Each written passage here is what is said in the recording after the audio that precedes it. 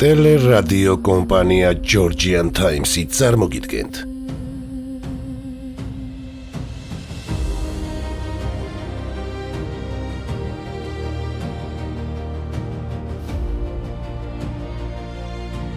სოფლიო ისტორიის გაკვეთილები.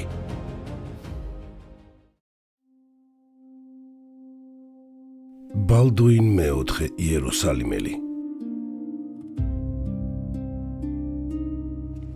მე-12 საუკუნის მეორე ნახევარში იერუსალიმის სამეფო მძიმე ისტორიული გამოცდის წინაშე იდგა.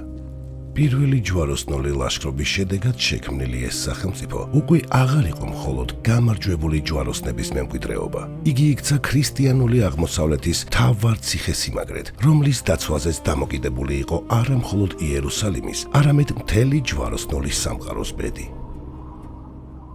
სამეფოს გარშემო ძალთა ბალანსი სწრაფად იცვლებოდა. მუსლიმურ სამყაროში გაერთიანების პროცესი იწყებოდა, ხოლო იერუსალიმის შიგნით დიდებულებს შორის დაპირისპირება სულ უფრო აშკარა ხდებოდა. ქალაქი, სადაც ერთმანეთს ქრისტიანული, მუსლიმური და იუდეური სიწმინდეები ხვდებოდა, შუა საუკუნეების ადამიანისთვის სამყაროს სულიერ ცენტრად აღიქმებოდა. ამიტომ მისი ბლობა მხოლოდ სამხედრო უპირატესობა კი არა, პოლიტიკური ლეგიტიმაციისა და რწმენის საკითხიც იყო. სწორედ ამ დაძაბულ ეპოქაში, როდესაც მუსლიმურ სამყაროში სალადინი სწრაფად აერთიანებდა ეგვიპტესა და სირიას, იერუსალიმის ტახტზე ავიდა მეფე, რომლის ცხოვრება შუა საუკუნეების ისტორიაში ერთ-ერთ ყველაზე დრამატულ და გამორჩეულ მოვლენად დარჩა. ეს იყო ბალდუინ მეოთხე, ახალგაზრდა მეფე, რომელმაც მძიმე ავადმყოფობის მიუხედავად იერუსალიმის სამეფოს დაცვა საკუთარ მთავარ მოვალეობად აქცია. ბალდუინი 1161 წელს დაიბადა. იგი იყო იერუსალიმის მეფე ამალრიკ პირველისა და აგნესა დე კურტენეს ვაჟი.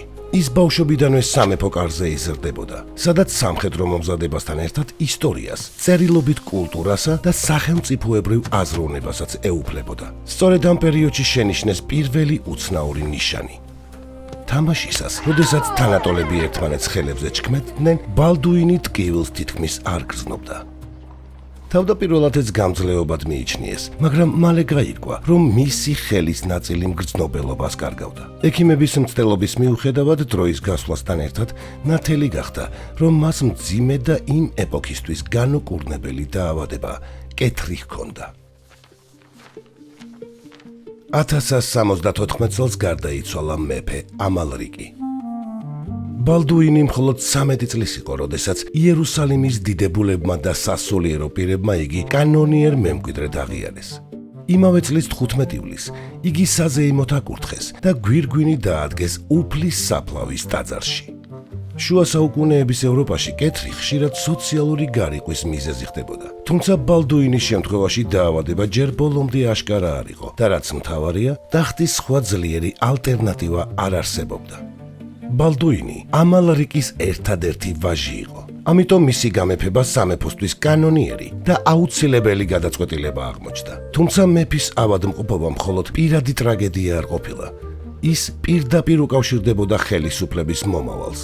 ბალდუინს ვერ ეყოლებოდა მემკვიდრე, ამიტომ მისი მმართველობა თავიდანვე მემკვიდრეობის საკითხით იყო დამძიმებული. მისი მცირეწლოვნების წლებში სამეფოს მართვაში მნიშვნელოვანი როლი შეასრულა ტრიპოლის გრაფმა რაიმონდ მესამემ, რომელიც რეგენტის ფუნქციას ასრულებდა. მაგრამ 1176 წელს, როდესაც ბალდუინი სრულწლოვნად გამოცხადდა, მან რეალური ძალაუფლება თავად აიღო ხელში.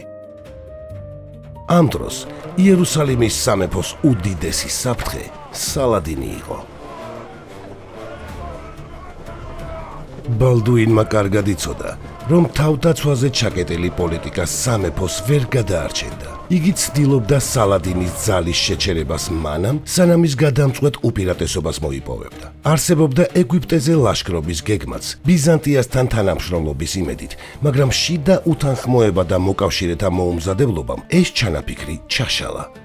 ამის მიუხედავად, ახალგაზრდა მეფეს სამხედრო საქმეებს არ ჩამოშორებია. იგი ცხენზე ჯდომას, არმიის გამხნევებას და ბრძოლაში პირადად მონაწილეობას აგრძელებდა.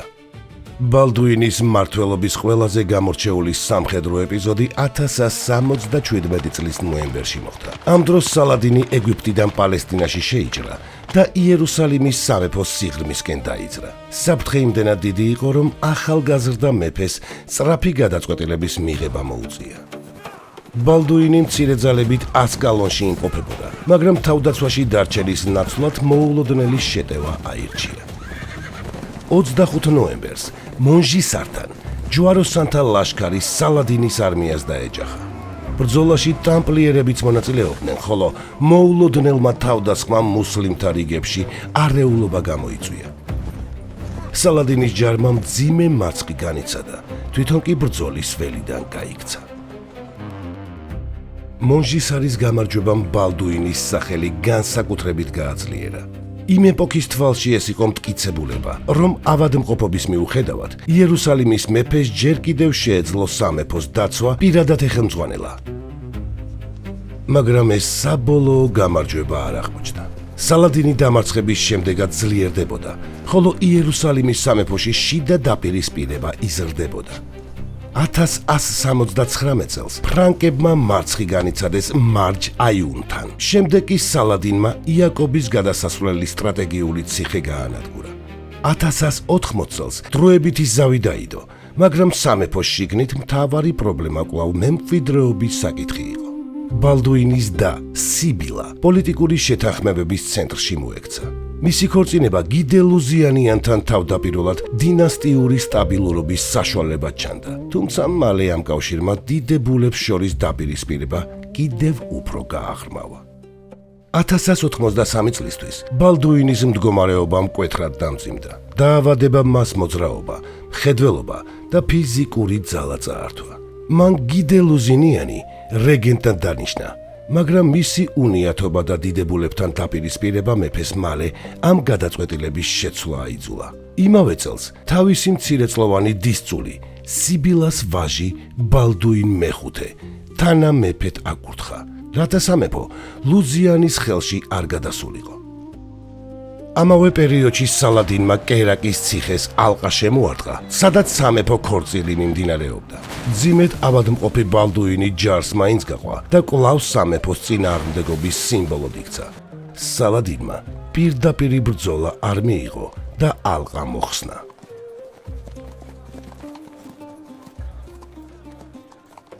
ბალდუინ მეოთხე 1185 წელს გარდაიცვალა. დაახლოებით 24 წლის ასაკში. მისი სიკვდილის შემდეგ ტახტზე ბალდუინ მეხუთე დარჩა, თუმცა ბავშვი მალე გარდაიცვალა, რის შემდეგაც ხელისუფლება სიბილასა და გიდელუზინიანის ხელში გადავიდა. ბალდუინის გარდაცვალებიდან მხოლოდ 2 წლის შემდეგ 1187 წელს ჰატინის ბრძოლაში ჯვაროსნული არმია განადგურდა და სალადინმა იერუსალიმი დაიბრუნა. ბალდუინ მეოთხის ისტორია მხოლოდ ავადმყოფი მეფის ტრაგედია არ არის. ეს არის ამბავი მოვალეობის, ნებისყოფისა და სახელმწიფოებრივი პასუხისმგებლობის შესახებ. მან ვერ შექმნა ხანგრძლივი მშვიდობა და ვერ გადაარჩინა სამეფო საბოლოო დაცემისგან, მაგრამ სანამ ცოცხალი იყო, შეძლო შეეჩერებინა თავისი ეპოქის ერთ-ერთი უდიდესი მმართველი, სალადინი. სწორედ ამიტომ დარჩა იგი ისტორიაში არა მხოლოდ როგორც კეთროვანი მეფე, არამედ როგორც იერუსალიმის უკანასკნელი დიდი დამცველი.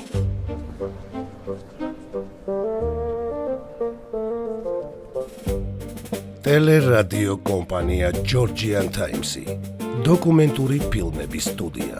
გადაცემაზე მუშაობდნენ დამდგმელი რეჟისორი, პროდიუსერი, იდეის ავტორი მალხაზ გულაშვილი, სცენარის ავტორი, მონტაჟის რეჟისორი, ხმის რეჟისორი მირზა ცხოიძე, გახმოვანება ლაშა მურჯიგნელი.